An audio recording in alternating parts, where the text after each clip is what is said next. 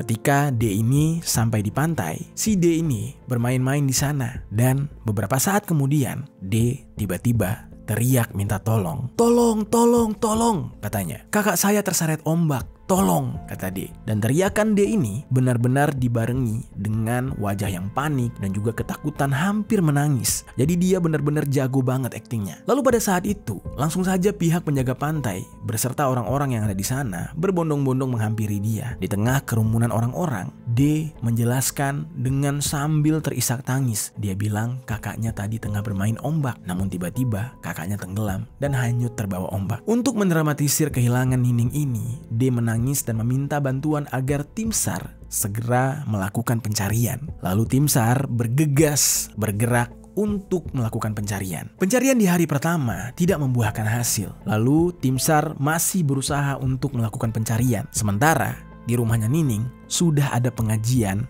yang menandakan kalau Nining ini sudah meninggal dunia. Lalu skenario Nining ini seperti didukung oleh alam sobat. Anehnya nih ya, secara kebetulan pada saat melakukan pencarian beberapa hari setelahnya, tim SAR tiba-tiba menemukan jenazah orang tenggelam dari lokasi kejadian hilangnya Nining. Padahal ini rencananya bohongan. Halo Sobat Pena, apa kabar hari ini? Assalamualaikum warahmatullahi wabarakatuh. Hari ini kita kembali bakal ngebahas lagi kejadian-kejadian menarik yang ada di muka bumi ini. Yang pastinya kejadian yang menyeramkan dan juga horor banget. Kasus kali ini datang dari Sukabumi. Kejadiannya sebenarnya sudah lumayan lama ya sobat, namun cukup menarik untuk kita bahas. Di mana ada seorang perempuan yang memiliki hutang yang sangat besar di bank, namun dia enggan atau tidak mau untuk membayar hutang tersebut. Tiba-tiba dia terfikiran untuk membuat sebuah drama seolah-olah dia sudah meninggal dunia agar bisa terhindar dari hutang piutang tersebut. Nah, kemudian apesnya tiba-tiba dia ini muncul lagi setelah 1,5 tahun bersembunyi dari dramanya tersebut. Dan semua aksinya ini berjalan sangat lancar. Nah, bagaimana bisa hal ini terjadi? Bagaimana cara dia mengatur semua skenarionya agar tidak ketahuan? Langsung aja kita bahas kisah yang satu ini di Kata Pena.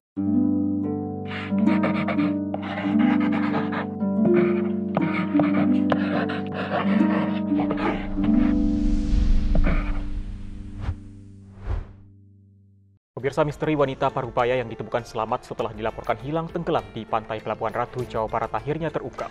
Wanita ini diketahui sengaja membuat skenario jika dirinya seolah-olah hilang tenggelam untuk menghindari dari lilitan hutang yang menjeratnya. Nining Sunarsi ditemukan selamat pada 1 Juli 2018 di pantai Citepus, Pelabuhan Ratu. Keluarga pun mengaku Nining sebelumnya hilang terseret ombak selama 1,5 tahun sebelumnya.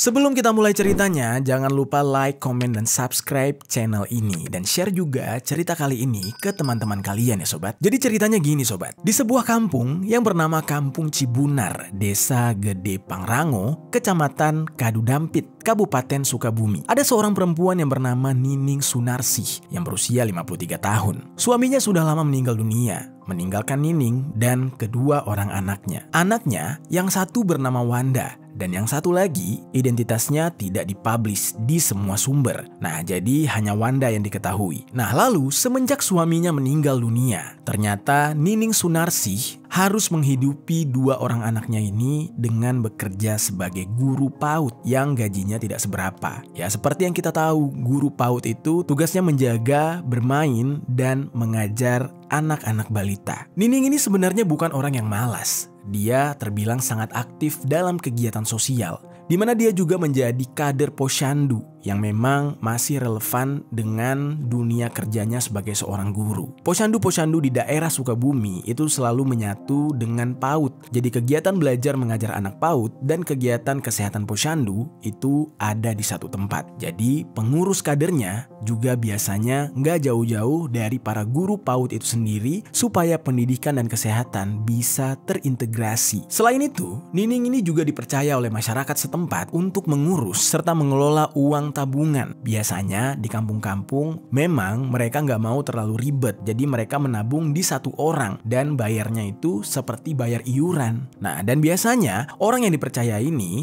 itu sekalian menjadi seorang kolektif di bank yang sama. Jadi istilahnya itu kayak dia yang nabungin di satu rekening akun. Lalu nanti kalau sewaktu-waktu sudah waktunya pembagian tabungan, nah biasanya Nining ini akan mendapatkan upah sebagai admin atau sebagai orang yang memegang tabungan tersebut. Lalu sobat, Nining ini bisa dikatakan selalu serba kekurangan. Gaji dari PAUD nggak gede-gede banget. Udah gitu pendapatan dari orang-orang yang menabung ke dia sebagai admin tabungan juga nggak gede. Tapi dia juga mendapatkan sedikit tambahan uang dari anaknya yang sudah bisa bekerja, namun tetap aja tidak menutup kehidupan sehari-hari mereka.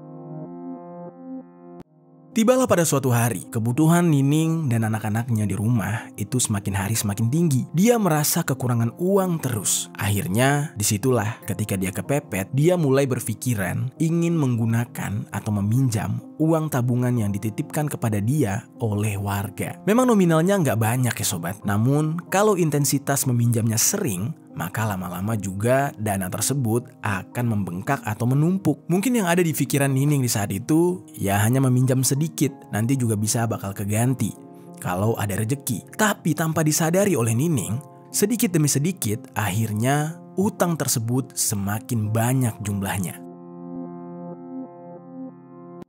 Singkat cerita, Nining ini sudah memakai uang tabungan warga itu cukup banyak. Belum sepeser pun yang dia ganti karena belum ada rezekinya. Sampai tibalah waktunya uang tersebut harus dibagikan kepada warga. Di saat itu Nining ini sangat bingung dan kelabakan kemana harus mencari nominal uang yang sangat banyak tersebut yang sudah dia pakai. Hingga akhirnya karena dia sudah kepepet dan stres banget, dia mencari cara bagaimana agar bisa tidak malu atas kejadian ini. Jujur sebenarnya dia tuh gak mau lari dari tanggung jawab. Dia tetap pengen bertanggung jawab dan ganti semua uang yang sudah dia pakai. Nah akhirnya di saat itu dia mencoba untuk memberanikan diri meminjam sedikit uang ke Bank BRI Cisaat Sukabumi. Dan hal ini dia lakukan tepat di pertengahan tahun 2016. Serangkaian persyaratan peminjaman uang telah berhasil dilengkapi oleh Nining. Hingga akhirnya dia pun mendapatkan pinjaman dengan total sebesar 35 juta rupiah. Total pinjaman tersebut harus dibayar secara berangsur-angsur selama kurun waktu 2 tahun dengan total setoran sebesar 1,8 juta per bulannya. Nah, semua ini sebenarnya tidak ingin dilakukan oleh Nining karena itu benar-benar memberatkan dan mau tidak mau ini harus dilakukan karena Nining sudah kepepet.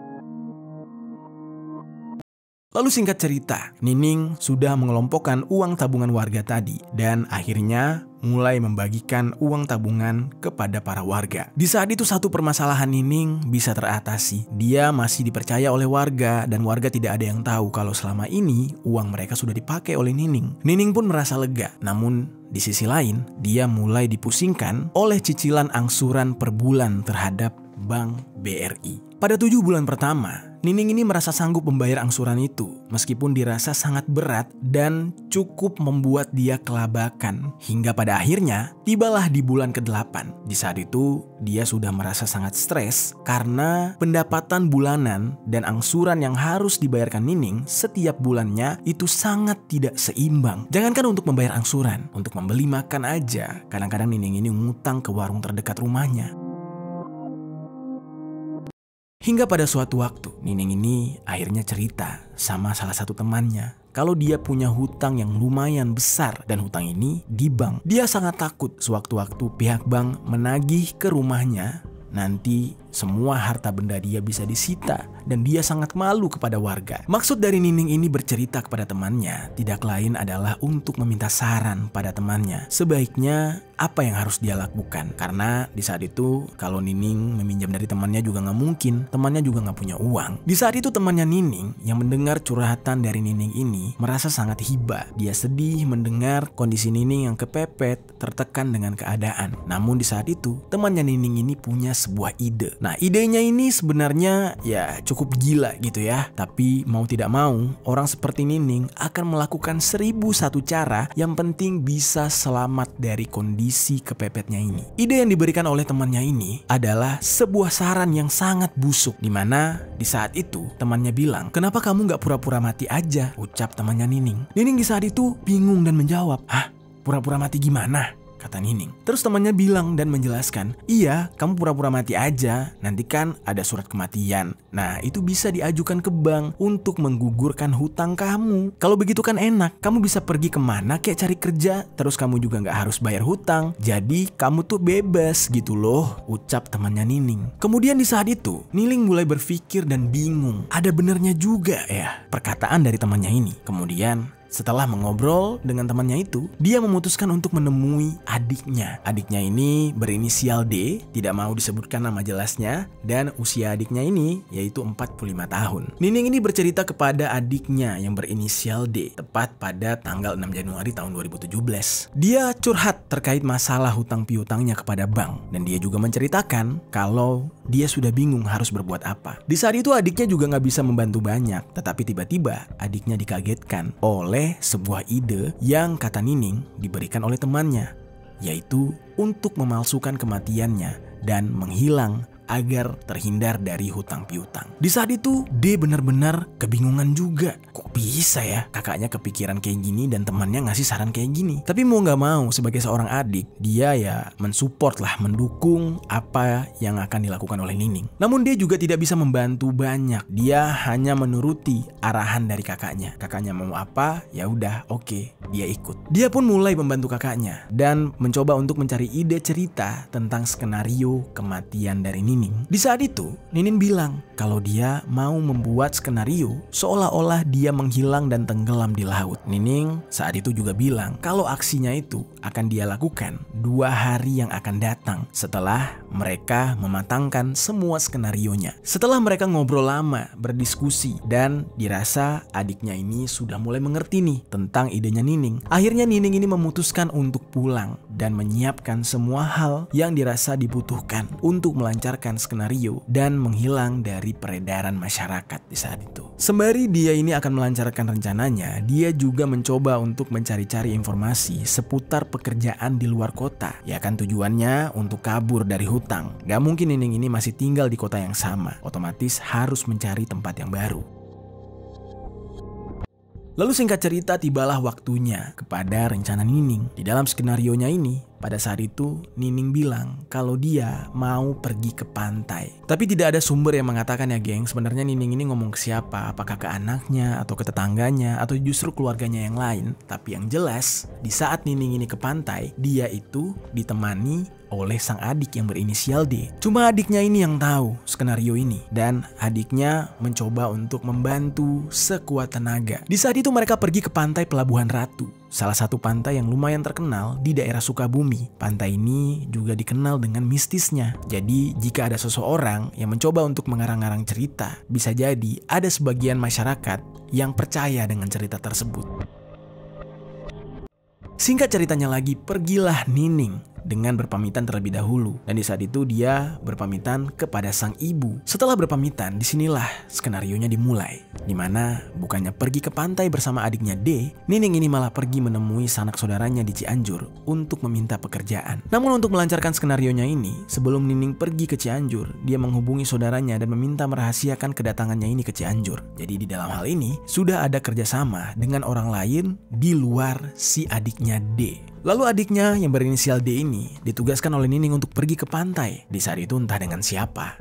Tapi yang jelas ketika di pantai itu, adiknya inilah yang memulai skenario. Ketika D ini sampai di pantai, si D ini bermain-main di sana. Dan beberapa saat kemudian, D tiba-tiba teriak minta tolong. "Tolong, tolong, tolong," katanya. "Kakak saya terseret ombak. Tolong," kata D. Dan teriakan D ini benar-benar dibarengi dengan wajah yang panik dan juga ketakutan hampir menangis. Jadi dia benar-benar jago banget aktingnya. Lalu pada saat itu, langsung saja pihak penjaga pantai beserta orang-orang yang ada di sana berbondong-bondong menghampiri dia. Di tengah kerumunan orang-orang, D menjelaskan dengan sambil terisak tangis. Dia bilang kakaknya tadi tengah bermain ombak, namun tiba-tiba kakaknya tenggelam dan hanyut terbawa ombak. Untuk mendramatisir kehilangan Nining ini, D menangis dan meminta bantuan agar tim SAR segera melakukan pencarian. Lalu tim SAR bergegas bergerak untuk melakukan pencarian. Pencarian di hari pertama tidak membuahkan hasil. Lalu tim SAR masih berusaha untuk melakukan pencarian. Sementara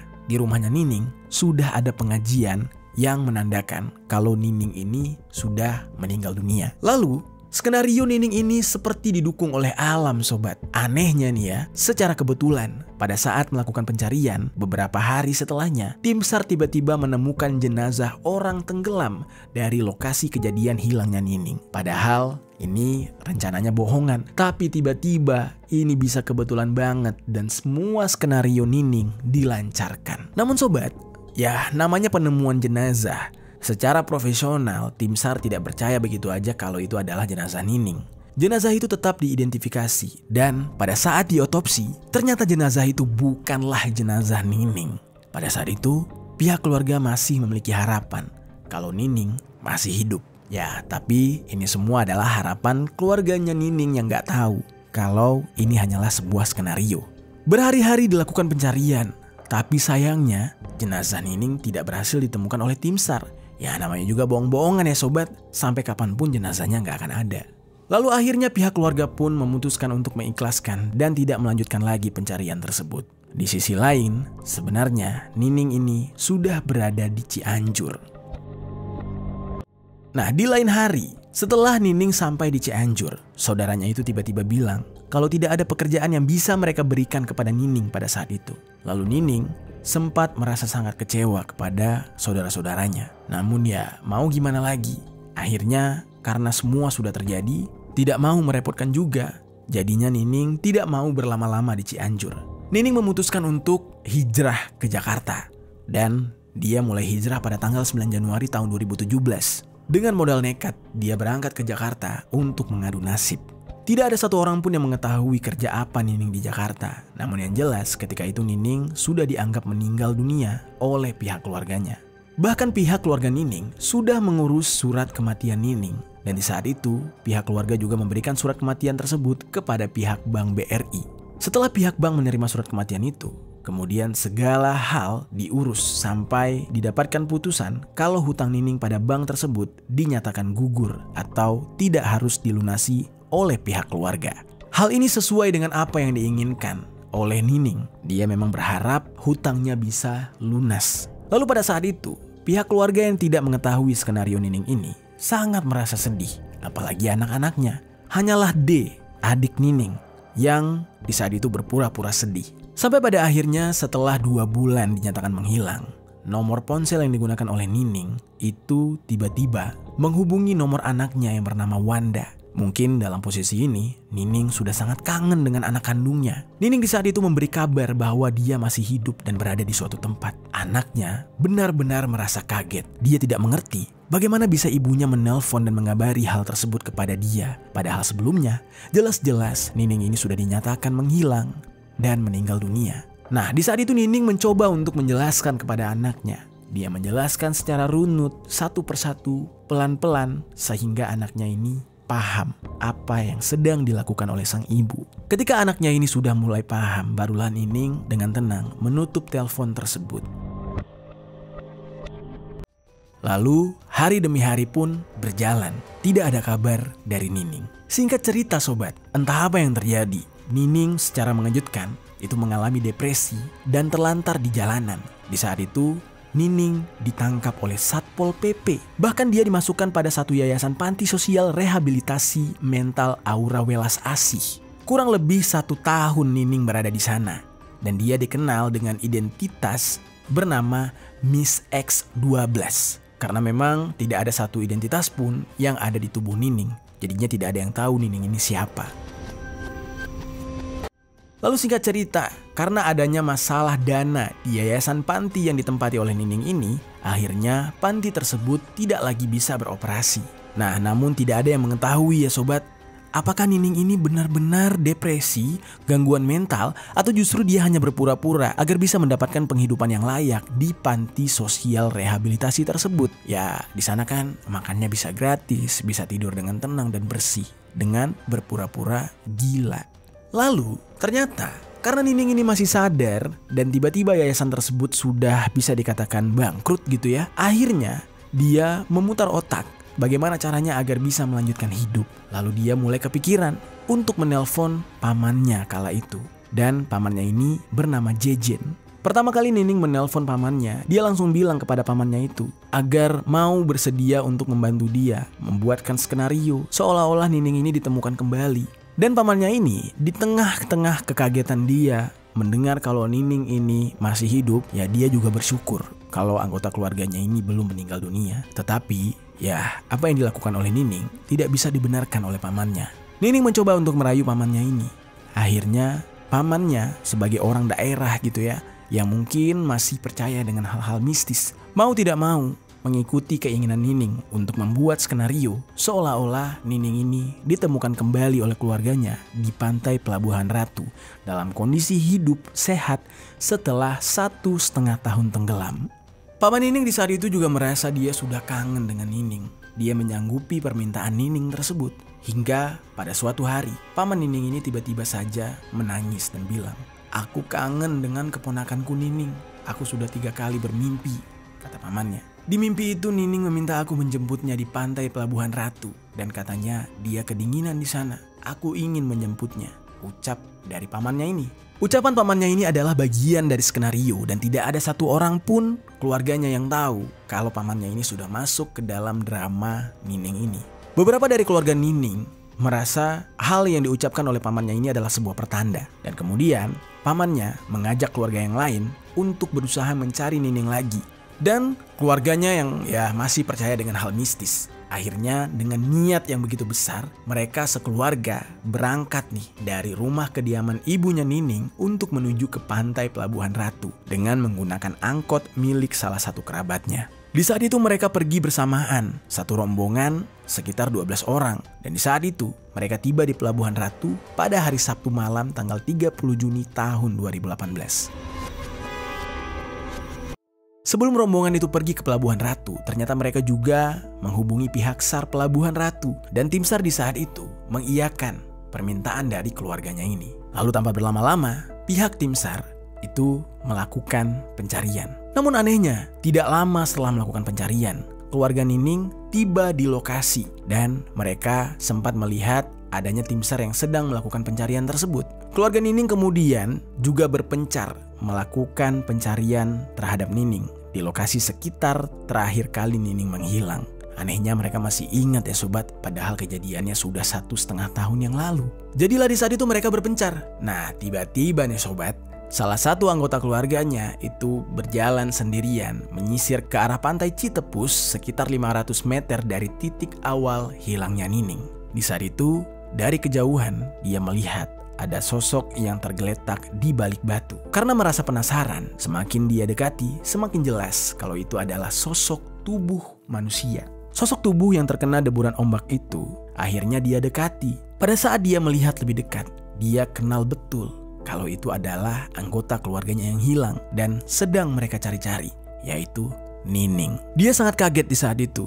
Dan dia bahkan berteriak-teriak kepada keluarganya yang sudah berada di parkiran. Di saat itu dia berteriak, itu Nining di sana, katanya. Dan sontak keluarganya yang mendengar teriakan tersebut kemudian terperanjat dan bangun bergegas ke lokasi yang dimaksud. Di saat itu semua orang merasa terkejut, kecuali anak Nining yang bernama Wanda. Ya wajar aja, dia kan sudah tahu kalau dari awal ibunya ini memang masih hidup. Tapi dia mengikuti skenario yang dibuat oleh orang-orang tersebut. Nah pada saat itu, ibunya Nining yang bernama Titing tidak tahu apa-apa. Dia sangat terkejut dan juga terharu. Ternyata anak perempuannya masih hidup. Nining di saat itu ditemukan dalam kondisi yang sangat bersih. Baju yang digunakan juga masih sama seperti 1,5 tahun yang lalu ketika dia dinyatakan menghilang dan tenggelam. Wah, skenarionya benar-benar dimatangkan ya sobat.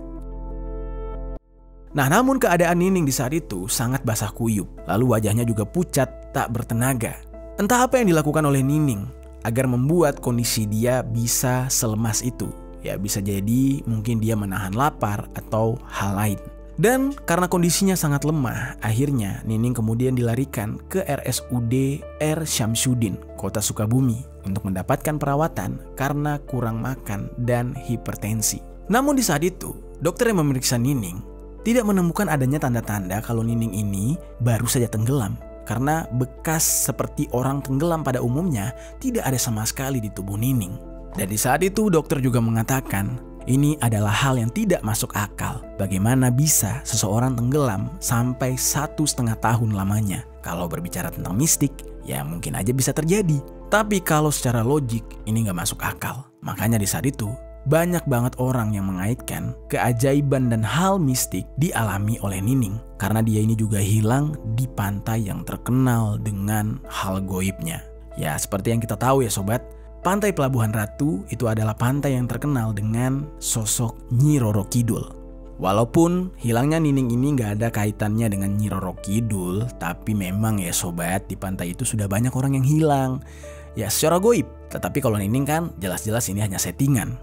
Tapi di sisi lain, dokter yang merawat Nining di RSUD R. Samsudin Kota Sukabumi menyatakan kalau kondisi Nining ini dalam keadaan depresi berat. Setelah kejadian ditemukannya Nining ini, Nining tidak bisa diajak berkomunikasi secara verbal. Jadi agak sulit untuk menanyakan tentang apa yang sebenarnya dia alami. Ditemukannya Nining ini akhirnya didengar oleh banyak pihak. Beberapa warga di saat itu langsung percaya kalau apa yang dialami oleh Nining ini adalah hal goib. Sampai pada akhirnya, karena berita ini sangat viral, pihak kepolisian pun ambil andil di dalam hal ini. Banyak sekali ditemukan kejanggalan dalam penemuan jasad Nining yang sudah hilang 1,5 tahun. Pihak kepolisian mencoba untuk menindaklanjuti kasus penemuan Nining ini. Lalu singkat cerita, setelah proses yang sangat panjang, akhirnya adiknya Nining yang berinisial D, yang mana dia adalah orang yang pertama kali menyusun skenario bersama Nining. Tiba-tiba entah apa yang terjadi, adiknya ini lama-lama jadi muak kepada Nining. Akhirnya adiknya ini membocorkan semua fakta yang terjadi. Fakta bahwa sebenarnya semua ini hanyalah skenario. Dia membongkar semua kebohongan Nining yang mereka atur 1,5 tahun yang lalu. Orang-orang yang di saat itu tidak tahu menahu tentang skenario ini tiba-tiba kaget. Awalnya mereka nggak percaya dengan apa yang diceritakan oleh adiknya Nining yang berinisial D. Tapi sebagian dari mereka setelah diceritakan dengan jelas, akhirnya mulai percaya dan merasa sangat ditipu atas kehilangan Nining. Lalu kemudian pihak kepolisian menghubungi pihak bank untuk melakukan proses hukum. Karena pastinya pihak bank sudah mengalami banyak kerugian. Namun sobat, karena pada saat itu Nining terkena depresi berat dan tidak bisa melakukan tahapan-tahapan hukum, akhirnya pihak kepolisian menunda sampai Nining ini dinyatakan sembuh. Namun sobat, sejak tahun 2018 hingga saat ini, dari beberapa sumber informasi yang sudah aku cari nih, tidak ada yang membahas bagaimana kelanjutan dari kasus ini. Apakah Nining ini sembuh atau dia masih berpura-pura depresi sampai saat sekarang ini? Karena kalau Nining bisa bertahan dengan kondisi seolah-olah jiwanya terganggu, mentalnya tertekan dan juga depresi, maka selama itu pula polisi tidak akan bisa memproses kejahatannya dia. Itu dia sobat kisah dari Nining. Seorang ibu yang baik namun harus berakhir menjadi seorang kriminal alias penipu karena kepepet hutang. Yang pastinya nih ya sobat, meskipun di dunia ini kita bisa menghindari hutang, tapi ingat, hutang itu pasti akan mendatangkan keburukan di dunia oleh Allah Subhanahu wa Ta'ala. Dan bahkan seseorang yang meninggal dunia dalam keadaan berhutang, maka nantinya dia akan mendapatkan siksaan yang amat pedih. Makanya jangan sampai ya sobat, di antara kita semua ada yang menghindari hutang supaya tidak mengalami kesulitan hidup.